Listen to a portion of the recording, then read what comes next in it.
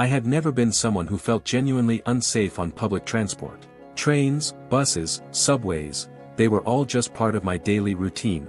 I used to think that as long as you kept to yourself, you were invisible. But that night, I learned just how wrong I had been. It was late, a cold, rainy Thursday evening. I had missed the last bus home and had no choice but to take the late-night train. The station was nearly empty, with only a few other passengers scattered across the platform. I found a seat near the middle of the carriage, pulled my hoodie over my head, and tried to ignore the world. My headphones were supposed to block out everything, but the faint hum of the train and the rhythmic clatter of wheels over rails made my mind wander more than usual. That's when I noticed him. A man in his late 30s, dressed in a worn trench coat, sitting across from me. Nothing about him screamed danger at first. He had a neutral expression, almost tired. But there was something unsettling about the way he was observing everyone in the carriage. Not glancing, not casually watching, I mean staring. Fixated. And when his eyes met mine, I felt a shiver crawl up my spine, the kind that tells you instinctively something is off. I tried to focus on my phone, scrolling through messages and pretending not to notice him. But within minutes, he leaned slightly forward and spoke, not in a loud voice, just enough that I could hear. "Nice hoodie.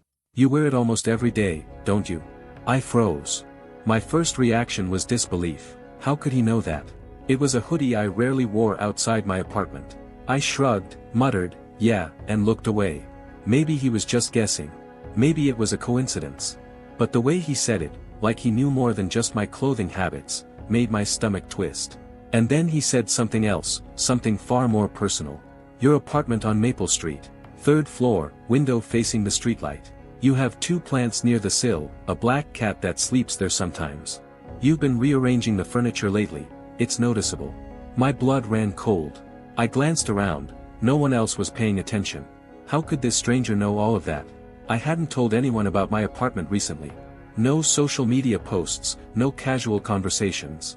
It was private information, and yet, here he was, listing details only someone who had watched me closely could know.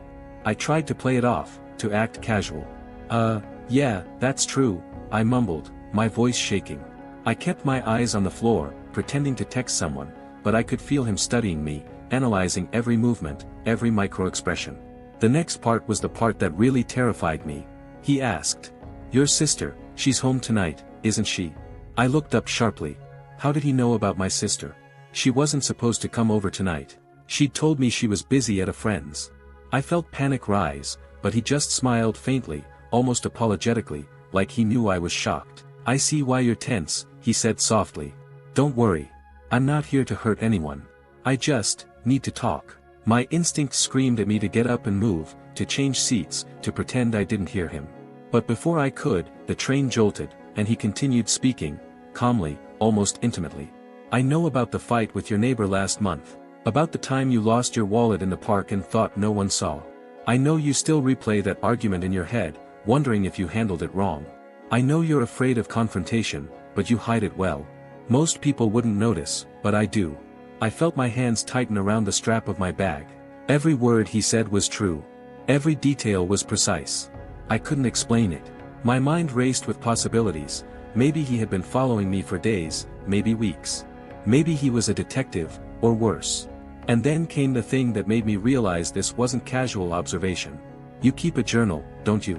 The one under your bed. Your entries from the past month, about your job, your fears, your little crush, I've read them. You write so openly, yet you think no one sees." I froze completely. My journal was private. Only I had access to it. No one had keys to my apartment except me. How could he possibly know this? I wanted to get off the train, scream, or call someone.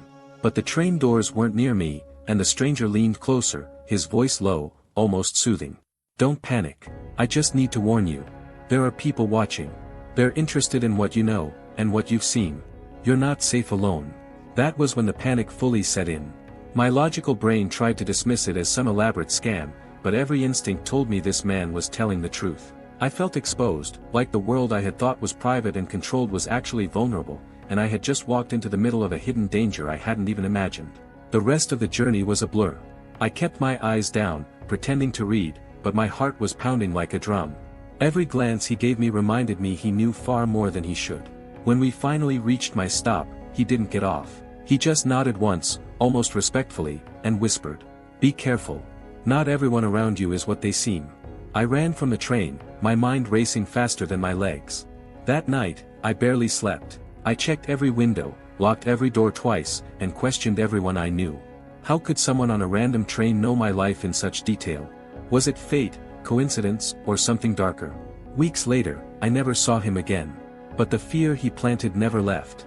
I started checking my surroundings constantly, became paranoid about strangers, and even double-checked who had access to my apartment. That single encounter shattered the illusion of safety I had lived under my entire life. And I learned something I'll never forget: sometimes, the people who know too much about you aren't supposed to be there.